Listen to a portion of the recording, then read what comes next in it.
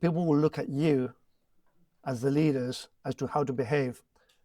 You set the culture in the same way that the CEOs of companies, and I'm sure we've all lived this, is that they'll set the behaviors. Generally in companies, you get somebody from marketing has come up with his most amazing vision, purpose, and values, and all this sort of thing. But that's people kind of dismiss it because it's kind of like, yeah, that was marketing team who came up with that. But it's ultimately it's the leaders who have to set those values. How do we want to behave with each other?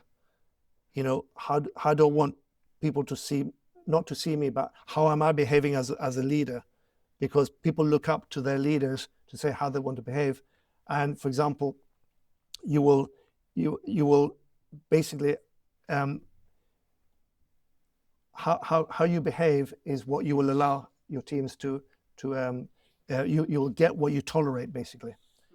If you tolerate, and this is not about it's not about being a fist smashing sort of leader, go like, oh, you were 5 minutes late. It's like, if you start tolerating tiny little things that people go like, I shouldn't really bring that up, that behavior, and that that person was being a little bit awkward at that meeting, they were always being a bit snipey.